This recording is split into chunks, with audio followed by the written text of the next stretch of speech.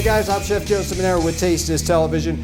You know, today we're talking about whole chickens. You know, we got a nice little apparatus to roast the chicken in, but before we kind of get down and dirty and some serious good cooking, let's take a look at our garden over here. Now, as you remember, 4 days ago, and it was just 4 days ago, we put some seeds into this flower bed here from Botanical Gardens. We put the seeds in there, we put the water. Now look at this baby. I mean, it is growing. It is growing nicely. Tried a couple of pieces, tastes good. So when I think it gets to about another inch high, we'll cut it. We'll start using it for some garnishes. We'll put it in a salad.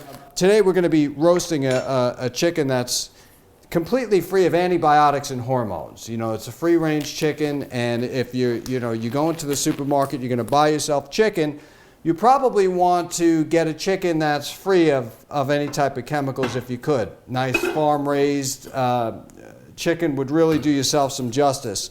Now, when looking at this, if you go into the supermarket and you don't have farm-raised or antibiotic-free, you could just grab a kosher chicken. That's going to be good enough. And then basically, once you get your chicken, we should go over this just a little bit here. Once you get your chicken, you're going to have this packet with a whole bunch of stuff that's great for sauce and gravy and stuff like that, but I know a lot of people aren't down with it, so we'll just throw it out.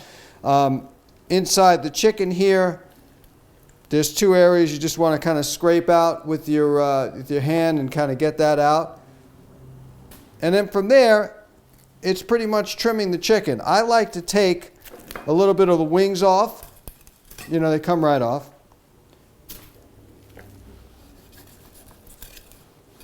And also like to cut some of the knuckles too. Because what happens is when you cut the knuckles off of the chicken, the skin off the bone just really comes back when it starts to cook, and it gives you a nice drumstick. So I like to release that tendon that sort of holds the muscle down there. You know, and that's basically it. After that, we're just going to kind of get down and dirty and really season this baby up. Now, I like a dry rub and a dry seasoning on this. I don't like to go, you know, too crazy. So what we're going to do is we're going to take our bowl that we have here, and we're going to take our chicken, and we're going to throw our chicken in there like that. Now, you got this little plastic wrap that I like to throw down on the cutting board just so you don't get any cross-contamination with your chicken blood and all that stuff. So it's real easy just to kind of, you know, saran wrap it. Even though we're at the state now where everything's kind of raw, it's going to cook off and kill just about any bacteria that might grow on it as well. So we got our bird. Now what do we got with the bird? Well, we got a all-purpose dry rub. This is Mike D's. I've mentioned this before in the past. I like it because it's got a lot going on. And we're just going to cover the bird with that. And then we want to get some salt. We're going to go to my salt kit here. As you can see, we got every salt just about under the sun. I think today we're going to take a little Bali pyramid salt from the island of Bali. I'm going to throw that salt baby all in there, right? In just a minute, we're going to rub it around nice. I threw a lot of that Bali. I didn't have to call Bali up and get some more of that stuff.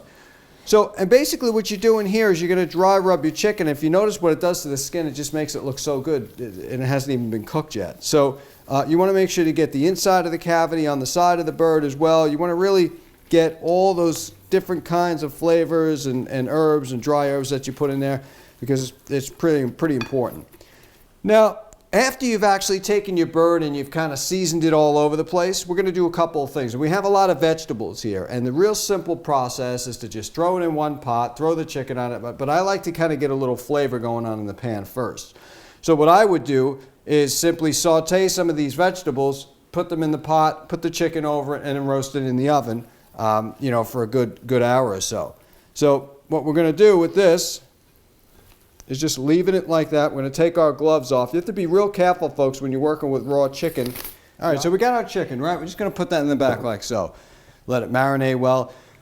And we got a lot of stuff going on here. We definitely got a lot of stuff. We're going to take our trusty knife. I think I'll have my super duper Gunter Wheeler knife right here. And of course, first we want to go down there with a little oil. We talk about some oils now. We got grapeseed oil, there's olive oil, there's canola oil, there's oil that you could use. It starts to bubble up and it turns into trans fats. We don't want that. So we like to use a high smoking point. We like to use a good quality grapeseed oil when sauteing. This is one of my favorites, Salute Sante. Definitely really good flavor, smooth, buttery texture. That's what you're looking for. So what we're going to do is throw, I don't know, probably about 3 tablespoons down.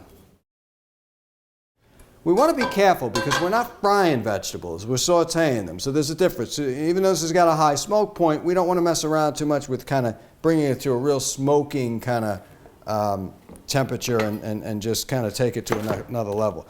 Now these are a rough chop. We're doing a rough chop here. I'm going to throw right down in the pan. And the reason why I say rough chop is really simple, because you run into a situation where if you cut them too small, you have to keep in mind that the length of time that this chicken is going to cook. So we got a rough chop also on the leeks. Leeks is a must. When you're making chicken, especially a whole chicken in the oven, you know, you want your leeks in there, no doubt about it.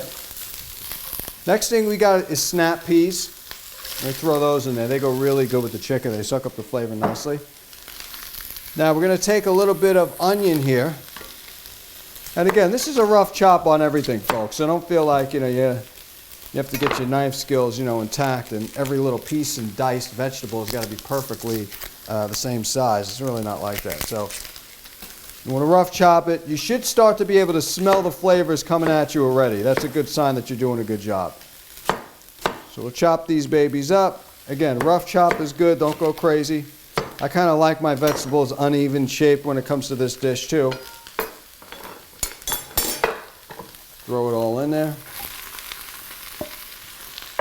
Now, we got a little bit of a white potato and sweet potato. And I'll go through that in just a minute. You know, the white potato really adds a lot of body. It's a nice starch, and you need a starch with this type of dish. And then there's also the sweet potato that I love too, which gives it kind of like that sweet kind of flavor. And really adds to the soaking of the liquid and stuff like that. This chicken is going to release a lot of juices, and I found that the starches help with that. Now, I'm also going to throw a little bit of an apple in here in just a minute. That's a secret. That I like to mince up small because it's funny having your guests over the house. And by the way, you are leaving the skin on with this sweet potato, by the way. What I like to do is leave the apple in small pieces. Nobody could ever tell that it's an apple, but it adds really nice sweet flavor to it, and that's exactly what you're looking for. I love to throw things in dishes and people just kind of guess what I put in there. So we got our sweet potato. That's going to go down. At this point, you could definitely raise the flame here. Next, we got carrots. You definitely need some carrots in that bad boy. And again, same thing. We're going to rough chop it. Don't go crazy.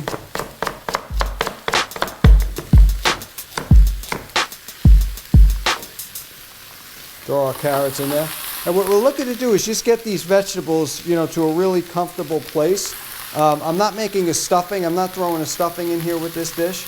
I mean, you totally could if you wanted to, but I'm not really doing that.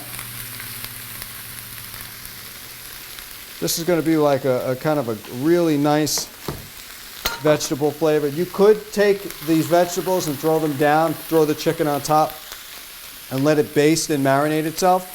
Or you could just throw the chicken, depending on, you know, what size of the chicken is. You could kind of leave this chicken open, or you can kind of truss it on the side. I could show you how to do that too.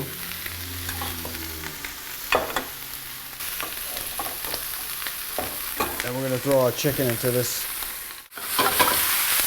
Oh yeah, they're looking nice. Woo! That's what I'm talking about. You see those colors? And that's all going to kind of cook down, and they'll release the flavors. It'll be in the pan. I'm going to go and throw this chicken in the oven. I'll be right back. All right, next thing you do is we got this apple. And we're just going to peel the apple because obviously you don't want any skin in that.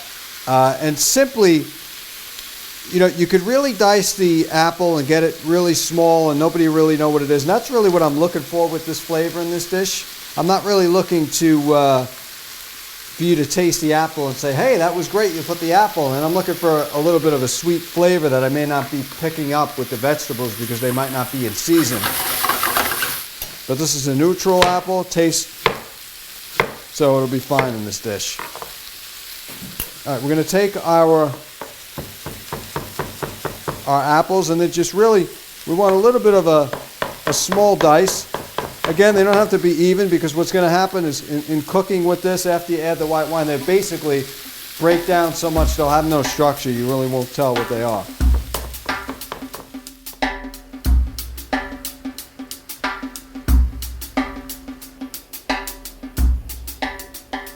Flavors are really good, and that wine really takes this whole dish to another level. Really, really good stuff. All right, so now we got our wine in there. We have a little bit of our liquid from the vegetables. Everything's sort of coming together now. We're going to lower this. We don't need this on blasting. Okay, and at this point, we're probably going to cover it a little bit. We're going to wait for the chicken. We're going to wait for these vegetables to sort of marry itself to this wine, and that's what we're looking for. We're looking for a little marriage here, you know, tasting a little good. Because you probably noticed this, this dry bread just sitting over here. And this is how you make a hardcore stuffing, like a real stuffing, not one of those like bags you open up and say, hey, I made stuffing today in 1 minute or so, whatever. Add hot liquid and all of a sudden you got stuffing. This is real deal organic stuffing. You got vegetables here. You probably would need to add a little bit more liquid. You could add chicken stock, beef stock is a winner. Combination of the two, if you haven't tried that, that's a winner. Throw your bread in there. And then what you got is a nice thickness, and you keep cooking it down. And next thing you know, you can stuff that bird. The good thing about stuffing a bird is it sort of cooks the inside. You have this hot stuffing, goes inside the bird. Because a lot of times the inside of the cavity is not really cooked when you're cooking a whole chicken unless it's on like a kind of rotisserie. And even with that, you know, it takes time. But the hot stuffing in there can help it cook and take it to the next level. So we got all the stuff. We got cooking. We're going to put a lid on this baby. We're going to come back. And we should be ready to dine with our chicken. Okay? And what we're going to end up with is some nice cooked whole chicken. We got our vegetables here. We've added our seasoning in there. We've got our seasoned rub, which is outside of the chicken. And we're doing chicken easy, fast, and right, and organic. So don't go anywhere. Taste this.